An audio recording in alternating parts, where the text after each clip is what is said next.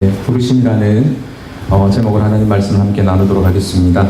우리가 날마다 되새겨야 되고 날마다 우리가 기억해야 될 것은 우리를 부르신 그 부르심의 순간들, 그리고 또 우리를 어디로 부르시고 계시는지, 소명이죠, 사명이죠.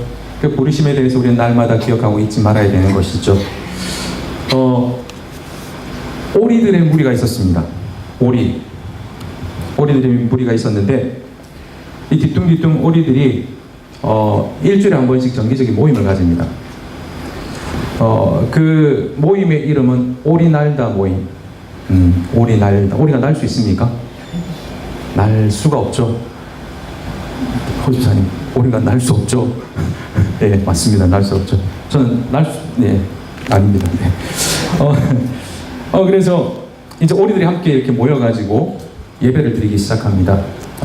어디서 딱 회장오리가 딱 나타납니다. 회장오리가 딱 나타나가지고는 날다송을 부릅니다. 날다송을 함께 부르는데, 우리 함께 두 날개 펼쳐 날라보세, 이렇게만 날다송을 부릅니다. 그때 이제 어디선가 대장오리가 딱 등장합니다. 대장오리가 등장해가지고 이제 강단에 올라가지고 이렇게 서로 인사 나누라고 합니다. 서로 이제 축복하면서 인사 나눕시다 이러면서, 당신은 날 수 있습니다, 이렇게 인사를 합니다. 서로 인사해 보시죠. 당신은 날 수 있습니다.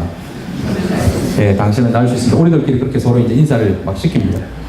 그리고는 이제 오리 성가대가 있습니다. 오리 성가대가 이제 찬양을 하기 시작하는데, 찬양이 딱 곡조가 흘러나옵니다. 날 수 있다 하시니는 나의 능력 청동오리, 이러면서 이제 청동오리는 날 수 있잖아요. 이제 막 그렇게 노래를 부르기 시작하는 겁니다. 그러면서 이제 찬양이 끝나고 난 다음에 대장오리가 강대상에서 이제 막 외칩니다. 여러분, 태초에 하나님께서 오리를 창조하셨습니다. 그러니까 막 아멘 난립니다. 그러면서 오리에게 날개가 있으라, 날개가 생기니 보기 좋았더라 하니까 막 아멘하고 난립니다. 그러나 오리들의 타락과 불순종으로 인해서 나는 방법을 까먹어 버렸습니다. 이렇게 이야기를 합니다. 하지만 우리의 구원자 청둥 오리 되신 분께서 우리를 위해서 오셔가지고 우리를 날 수 있게 해주셨습니다. 우리에게 날 수 있는 길을 열어주셨습니다. 그러니까 아멘하고 막 난리죠. 그러면서 이제 끝나고 난 다음에 오리들이 막 꽥꽥 지르면서 기도도 합니다. 눈물도 흘립니다. 헌금도 막 냅니다. 날 수 있는 그런 어떤 훈련과 그런 어떤 또 건물들을 위해서 그렇게 헌금도 합니다. 모두 다 이제 집으로 돌아가죠. 딱 이제 회집을 마치고 집으로 돌아가는데, 아무도 날아서 돌아가는 오리는 하나도 없습니다. 그리고 또 심지어는 아무도 날아보려고 날갯짓을 하는 오리도 한 마리도 없습니다. 모든 오리들이 뒤뚱뒤뚱 그렇게 걸어 나갔다가 다시 일주일이 지나면 뒤뚱뒤뚱 걸어서 다시 이 오리날다 교회로 모이기 시작하는 것이죠. 이게 그냥 단순한 이야기 같지만 신학자이자 철학자인 키에르케고르라고 들어보셨습니까? 이 키에르케고르가 그 당시의 교회의 그 모습들을 비꼬아서 지어낸 그런 어떤 우화입니다. 동화입니다. 어떤 내용입니까? 자기들끼리 이렇게 막 모입니다. 모여가지고 거대한 망상을 꾸고요. 그러나 실제로 삶 속에 들어가 보면 날개짓 하나 제대로 하지 못하는, 그러한 날지 못하는 오리들처럼 구원은 받았지만 그 구원의 능력을 잃어버리고 삶 속에서 그냥 세상에 동화되어서 살아가고 있는 그 교회의 무능력한 모습들을 비꼬아서 그렇게 우화를 만든 것이죠. 한마디로 날개는 가졌지만 날 수 없는 그 오리처럼, 꿈은 가졌지만 소망은 가졌지만 이걸 이룰 수 없는 힘이 없는 그런 교회. 결코 빼앗기지 않을 나의 구원을 우리가 고백은 하지만 그 구원의 능력으로 살아가지 못하고 있는 하나님의 백성들. 믿음은 가졌지만 세상 속에서 그 믿음을 사용해 보지 못하고 있는 그런 우리의 모습들. 그리스도를 마음속에 가졌지만 삶 속에서 외칠 수 없는 그 그리스도. 세상 속에 마치 어리처럼 살아가고 있는 자화상을 이 우화에 담아놓고 있는 것이죠. 계속해서 이 우화를 이렇게 되새겨 보지만 어떻게 보면 자꾸 우리의 모습들이, 우리의 자화상이 자꾸 떠오릅니다. 바로 우리의 모습이 이루어지지 않는가라는 생각들을 가져봅니다. 자, 그러면서 오늘 말씀에 한번 집중해 보았으면 좋겠습니다. 오늘 말씀에 집중하면서 아직도 내 가슴에 구원의 감격이 조금이라도 살아있다면, 그리고 그리스도의 이름을 외치면 조금이라도 나의 마음 가운데 미동, 떨림이 있다면 그것으로 충분합니다. 오늘 말씀을 한번 보십시오. 못 배우고 무식한 거친 바닷가에서 바닷가 같은 그런 어떤 비참한 삶을 살았던 그 어부들에게 가서 그 가능성을 100%로 채우시는 그 하나님의, 그 예수님의 그 은혜를 오늘 말씀을 통해서 우리가 확인할 수 있습니다. 오늘 말씀 한번 보십시오. 어부의 무리를 만나는 예수님을 우리가 볼 수 있습니다. 그죠? 그리고 예수님께서 이 어부들에게 메시지를 전합니다. 메시지를 전하는데 이 어부들은 어떻게 하고 있습니까? 예수님께서 전하시는 이 메시지에 관심이 없습니다. 뭐 하고 있습니까? 오늘 말씀해 보니까 그냥 말씀은 그냥 하시라고 해놓고 그냥 그물을 깃고 있습니다.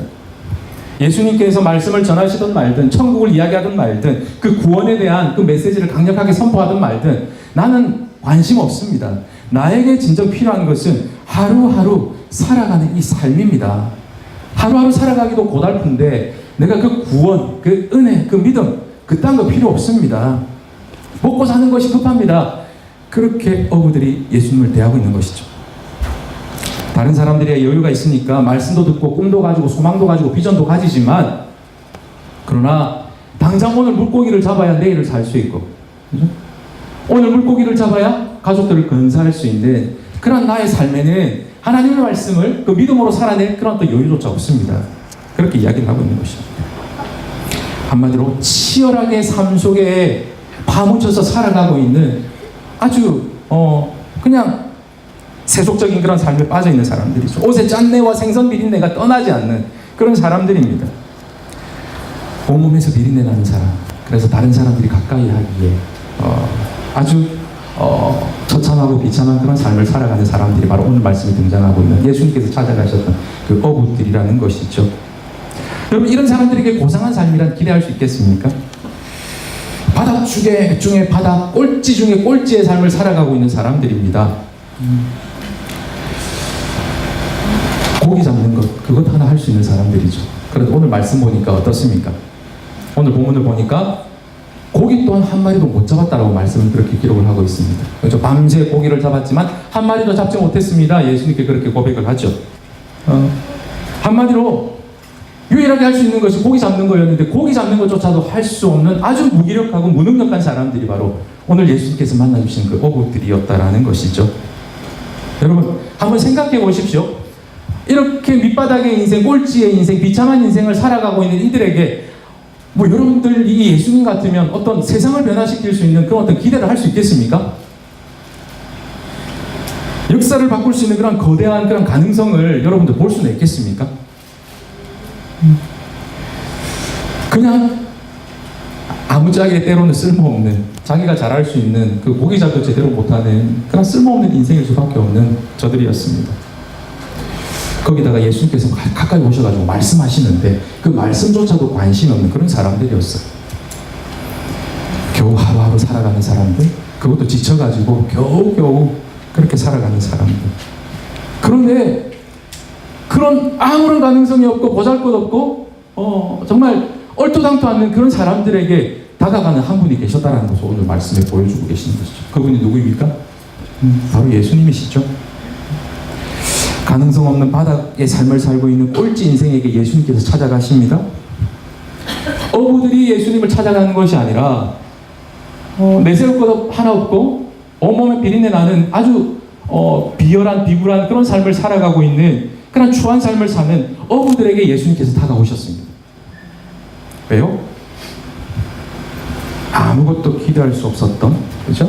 그리고 또 어부면서 물고기도 한 마리 못 잡았던 그들을 통해서 예수님께서 가지고 계셨던 계획과 그런 플랜들이 있었다라는 것이죠.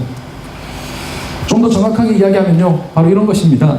공부도 지질도 못하고 가난하고 할 줄 아는 거라고는 하나도 없는데 겨우겨우 하루를 살아가는 그런 사람인데, 어떤 삶의 소망과 기대를 전혀 가질 수 없는 그런 초라한 사람인데, 예수님께서는요 그런 친구를 선택하셔가지고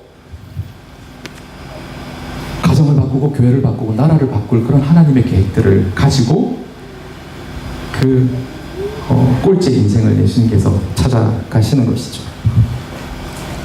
여러분, 오늘 말씀을 통해서요 좀 쉽게 우리 친구들한테 이야기하려고 그렇게 쉽게 이야기하고 있습니다. 여러분, 예수님은요, 우리가 가지고 있는 것, 우리의 학식, 우리의 능력, 우리의 자랑 보지 않습니다.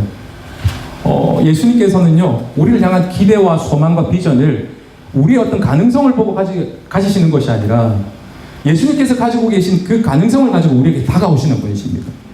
그리고 그 가능성을 가지고 우리를 이끌어 가시고 그 하나님의 소망과 하나님의 비전에 우리의 삶을 이끌어 가시는 하나님이신 줄 믿습니다. 예수님께서 그렇게 꼴찌 인생들에게 다가오신다는 것이죠. 기억하십시오. 예수님의 관심은 우리의 손에 가지고 있는 무언가가 아닙니다.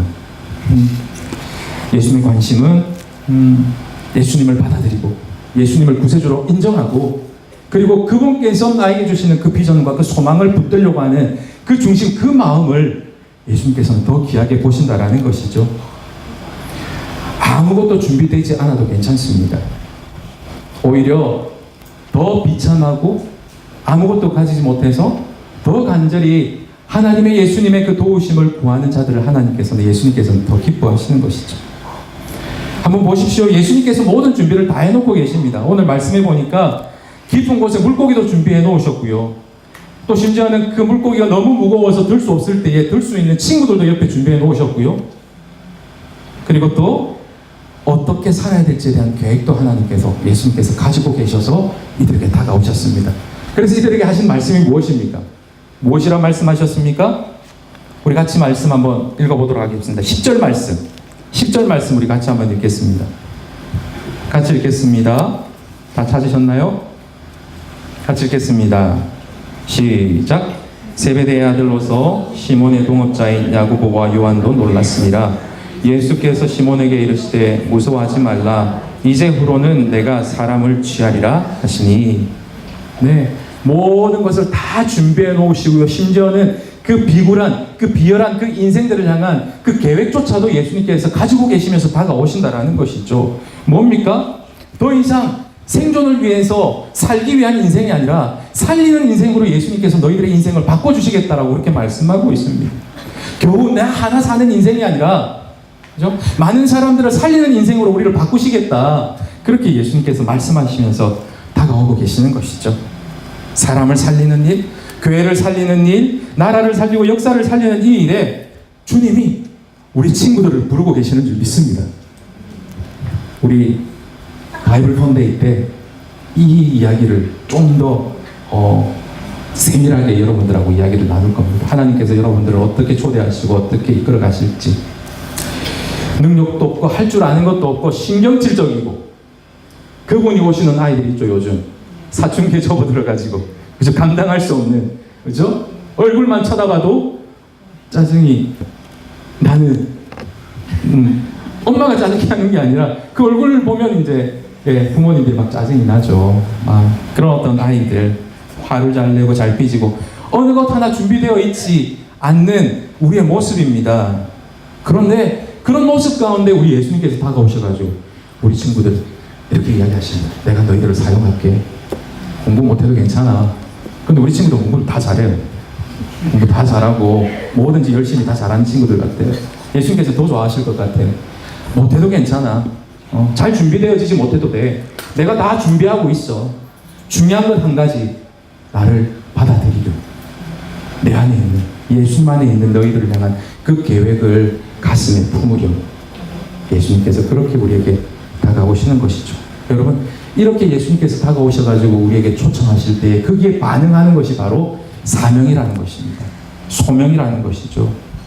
예수님께서 그렇게 부르시니까 베드로가 뛰쳐나갑니다. 베드로가 뛰쳐나가서 어떻게 고백을 합니까? 항상 제가 이 고백이 궁금했어요. 여러분들도 궁금하지 않으셨습니까? 예수님께서 기적을 베풀어 주셨는데 베드로가 예수님 앞에 무릎을 꿇고 엎드려가지고 나를 떠나시옵소서, 그죠? 나는 죄인입니다. 이렇게 고백하는 것이죠. 왜 그랬을까요? 베드로가 깨닫습니다. 예수님께서 사명을 이렇게 딱 부여하려고 보니까 자기는 가진 게 아무것도 없거든요. 준비된 게 하나도 없거든요. 가진 거는 죄밖에 없어요. 하나님, 예수님, 나는 죄인입니다. 죄만 가득한 쓸모없는 꾸중물과 같은 그런 인생입니다. 그래도 예수님, 저를 사용하시겠습니까? 사용 못하십니다. 저를 떠나시옵소서. 그렇게 베드로가 고백하고 있는 것이죠. 그런데 예수님께서는 무엇이라 말씀합니까? 그래, 그거면 충분해. 네가 죄인인 걸 깨닫고 그 전 문제를 해결해 주실 구세주가 예수 그리스도이신 걸 깨달아서 그분 앞에 굴복하는 것, 그리고 예수 그리스도 앞에 순종하는 것, 그분을 우리의 마음속에 받아들이는 것, 그거면 충분해. 예수님께서 그렇게 말씀하고 있습니다. 그러면서 네가 가진 것 없어도, 네가 더럽고 추악해도 내가 깨끗하게 씻어줄게. 그렇게 말씀하시는 것이죠. 예수님께서 그렇게 말씀하십니다. 네가 꾸중물 가운데 있으니까 내가 찾아가는 거야. 네가 주님의 말씀에 별로 관심이 없고 그냥 네 삶에 빠져 있으니까, 그러니까 예수님께서 더 너희에게 다가가는 거예요. 예수님께서 그렇게 말씀하십니다. 친구들이 내 나쁜 악취 때문에 내 곁에 다가와 주지 않으니까, 나를 싫어하니까, 그러니까 예수님께서는 우리에게 더 다가오신다라고 그렇게 말씀하고 있습니다. 여러분, 우리 주님의 부르심에는 결코 후회함이 없는 줄 믿습니다. 나는 무너질 수 있습니다. 그러나 우리 예수님은 결코 무너지지 않습니다. 내 결심이야, 그죠? 내 마음이 무너지면 끝입니다. 그러나 우리를 향하신 그 예수님의 계획과 그 비전과 소망은 결코 무너지지 않습니다. 그 예수 그리스도의 그 쉬지 않고 그 뜨거운 열심들을 통하여서 우리의 삶을, 우리 친구들의 삶을 이끌어 가시는 줄 믿습니다. 여러분, 그렇게 믿음의 사람들은요, 불가능이라고 생각했던 그러한 꿈과 그 결실들을 예수님께서 친히 이루어 가셨습니다. 살인자들의 마음을 열어서 회심시켜 주셨고요. 심지어는 건초더미 위에서 모여가지고 아주 초라하게 기도했던 몇 사람들을 통하여서 영국의 대각성 운동, 미국의 대각성 운동을 일으키셨습니다. 결코 자기 안에 있는 어떤 열심과 열정과 그 에너지가 아니었습니다. 예수님께서 그렇게 사용하셨던 것입니다. 주님께서 나를 이 일에 부르셨다라는, 주님께서 나의 삶 가운데 함께 하신다라는, 그래서 나의 쓸모없는 인생일지라도 그 주님 손에 붙들리면 의미 있고 능력 있고 생명에 유익하게 쓰임받는 인생이 될 것임을 믿는 사람들 가운데 예수님께서는 역사하신다라는 것이죠. 예수님께서 우리 친구들에게, 그리고 우리 모두에게 다가오고 계시는 줄 믿습니다. 그러면서 저와 여러분을 통해서 일하고자 하시는 그 아버지 하나님의, 예수님의 그 일들을 기대할 수 있는 우리 모두가 될 수 있기를 바랍니다. 예수님께서는요, 나를 통해서, 우리를 통해서, 우리 공동체를 통해서 생명이 일어나는 것을 보기를 원하십니다. 주님을 만날 수 있는 저와 여러분이 될 수 있기를 바랍니다. 우리의 소망과 기대와 그 결심에 바로 예수 그리스도의 그 생명이 더해져야 되는 것이죠. 다른 거 필요 없습니다. 우리 친구들, 예수 그리스도만 붙드시기를 바랍니다. 그분이 내 안에 들어오시면 다 끝나는 것입니다. 그분께서 나에게 참된 소망을 우리에게 불러일으켜 주시는 줄 믿습니다. 우리 부모님들 기억하십시오. 이 아이들의 진로에 대해서 걱정할 필요 없습니다. 단 한 가지 우리가 걱정하고 고민해야 될 것은 이 아이들이 예수 그리스도를 어떻게 만날 수 있을 것인가. 그것들을 위해서 고민하고 기도할 수 있는 우리 부모님들이 될 수 있기를 바랍니다. 예수 그리스도만 만나면 이들 가운데 하나님께서 주시는 소망이 불타오르게 되는 줄 믿습니다. 가지 말라고 해도 의로운 길로, 그죠? 이들은 힘차게 달려 나가게 되는 줄 믿습니다. 여러분, 말씀을 정리하고 맺도록 하겠습니다.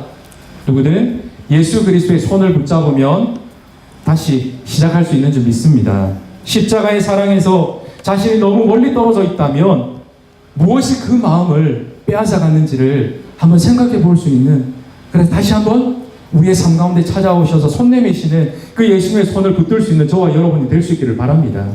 그 예수님의 손길 가운데 그 예수님이 우리의 삶 가운데 함께 하실 때에 우리의 소망과 우리의 비전은 새로워질 줄 믿습니다. 그 삶을 통하여서 영혼들을 살리고 주의 몸된 교회를 세우며 하나님의 영광과 하나님의 그 복음이 이 땅 가운데 편만하게 선포되어지고 증거되어지는 그 일들 가운데 우리 친구들을, 우리 공동체를 사용하게 되실 줄 믿습니다. 그 예수 그리스도만 붙들 수 있는 저와 여러분이 될 수 있기를 바라면서 우리 함께 말씀을 마무리하면서 함께 찬양 드리겠습니다.